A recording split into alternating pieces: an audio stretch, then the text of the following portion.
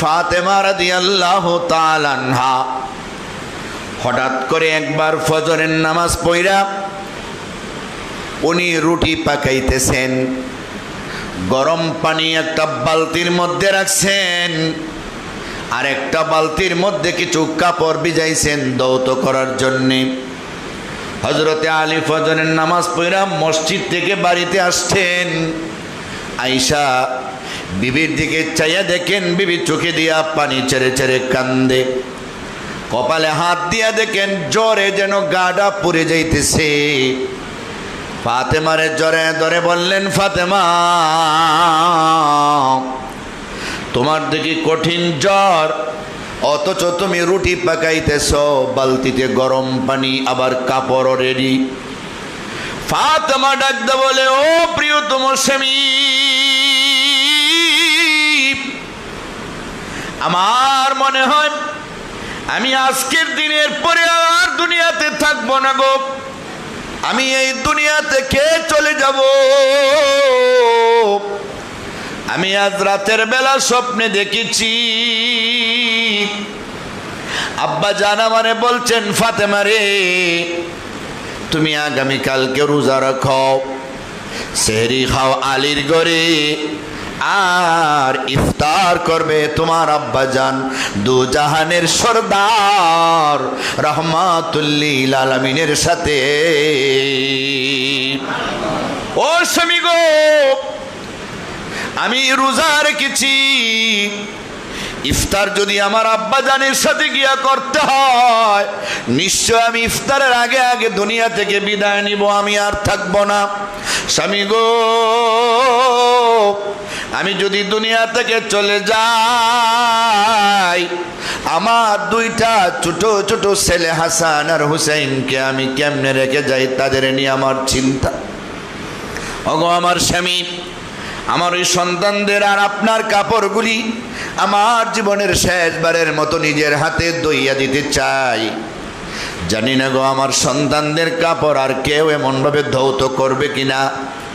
স্বামী গো, আমার হাত দিয়া গরম পানি দিয়ে আমার সন্তানদের জীবনের শেষবারের মতো ভালো করে গোসল দিয়ে দিতে চাই।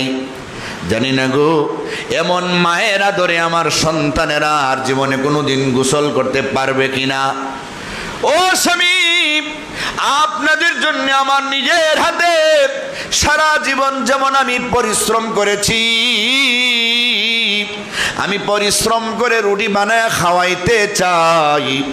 জানি না গো আমি আমার পরে আমার সন্তানদের আর এমনভাবে আদর করে কেউ খাওয়াইবে কিনা। প্রাণের স্বামী গো, স্বামীর হক আছে, স্ত্রীর হক আছে। আমার আব্বাজান বলেছেন, ওয়ালি জাসাদিকা আলাইকা হাক্কুন ওয়ালি যাওজিকা আলাইকা হাক্কুন, তোমার স্বামীর হক আছে, স্ত্রীর হক আছে, তোমার শরীরের হক আছে। আমি নবীর মেয়ে, আমি জান্নাতের সরদার সার্টিফিকেট পেয়েছি। জানি না গো আপনার হক আমি সঠিকভাবে আদায় করতে পারলাম কিনা। প্রাণের স্বামী গো, আমি যদি আপনার হক আদায় করতে না পারি, হাসরের ময়দানে যদি আপনি আমারে আসামির কাঠগড়ায় দাঁড় করান, আমি যদি আল্লাহর সামনে আটকে পড়ে যাই, আমি একাই শরম পাইব না, আমার আব্বা যেন শরম পাইবেন, লজ্জা পাইবেন। আমি রাহমাতুল লিল আলামিনের কন্যা হইয়া যদি আল্লাহর আসামির কাঠগড়ায় দাঁড়া যাই, আটকা যদি পড়ে যাই গো, আমার আব্বা জানের শরম হবে। দয়া করে আমারে মাফ করে দাও। স্বামী কান্দে, স্ত্রী গো তুমি দু জাহানের সর্দারের মেয়ে, তুমি রাহমাতুল লিল আলামিনের মেয়ে, তোমার হক আমি সঠিকভাবে আদায় করতে পারি নাই। আমার বাড়িতে আইসা তিন বেলা তুমি পেট বইরা খাবার খাইতে পারো নাই। তুমি রাহমাতুল লিল আলামিনের মেয়ে হইয়া কত খেদমত করেছো আমার, জানি না গো তোমার হক আমি আমি আদায় করতে পারছি কিনা। তুমি যদি আমারে বদদুয়া দেও, তুমি যদি আমারে আসামির কান গড়ায় দাঁড় করাইয়া বিচার দাও, নবীজি আমারেও জান্নাতি বলেছেন, আমি উনি আটকা পড়ে যাই। দুজন ওই জান্নাতের সার্টিফিকেট প্রাপ্ত। ফাতেমার ব্যাপারে নবীর কথা, ফাতেমা তো সাইয়্যিদাতু নিসাই আহলিল জান্নাহ, ফাতেমা জান্নাতের নারীদের সরদারনি।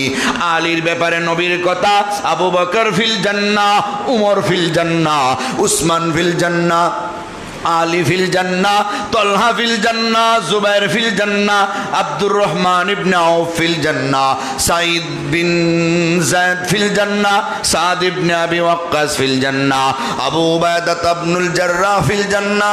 10 জনের নাম জান্নাতি ঘোষণা কইরা আলীর নামটা 4 নম্বরে রেখেছেন। আমি আলীরও ভয় লাগে, তুমি নি আল্লাহর আসামির কাঠ গড়ায় আমারে দাঁড় করাও। দুজনে কান্না করতেছে। বাহির থেকে হাসান আর হুসাইন দৌড়াইয়া ঘরে ঢুকছে। ডুইকা দেখে মাও কান্দে, বাবাও কান্দে। আম্মা আপনি কেন কান্দেন গো? আব্বা কেন কান্দে? মা ডাকদা বলে, কান্নার কারণ তোমাদের বলা যাবে না, জানতে যদি চাও তোমরা 2 ভাই তোমাদের নানা জানের রওজায় ধরে যাও, তোমাদের নানা জানরে গিয়ে সালাম দিয়া প্রশ্ন করো, আমার বিশ্বাস আমার কান্নার জবাব তোমার নানা জান দিবে। 2 ভাই দৌড়াইয়া ওনাদের নানা জানের রওজায় গিয়া সালাম দেয়, আসসালামু আলাইকা ইয়া জাদ্দাল হাসানাইন, ওগো হাসান হুসাইনের নানা, আপনি বলেন গো আপনার মেয়ে ফাতেমা কেন কান্দে? নবীর রওজা থেকে জবাব এসেছে, হাসান হুসাইন রে, নানা জানের রওজায় দাঁড়ায়া আর কান্না সময় নষ্ট করো না, যাও রে তাড়াতাড়ি তোমাদের মায়ের কাছে যাও, মার চেহারাটা ভালো করে গিয়া দেখো, স্মৃতির মধ্যে বসাও, কারণ আজকের সন্ধ্যার পরে তোমাদের মারে আর দেখতে পারবা না, তোমাদের মায়ের জিন্দা চেহারা আর দেখতে পারবা না, মারে গিয়া ভালো করে দেখো। হযরতে ফাতেমা রাদিয়াল্লাহু আনহা মারা গেলেন। হাসান হুসাইন রাদিয়াল্লাহু আনহুমা একবারে ছোট, ওনারা দুনিয়া আছেন, ওনারা ছোট। মা তো মারা গেলেন অনেক বছর পরে। হাসান রাদিয়াল্লাহু আনহুকে বড় হওয়ার পরে বিষ পান করে মৃত্যু দেওয়া হলো, আর হুসাইন কারবালার প্রান্তরে শহীদ হলেন। ওই সময় তো ফাতেমা দুনিয়াতে নাই, তাহলে ফাতেমা তাদের জন্য কানলেন কেমনে? কথা বলেন ঠিক কিনা?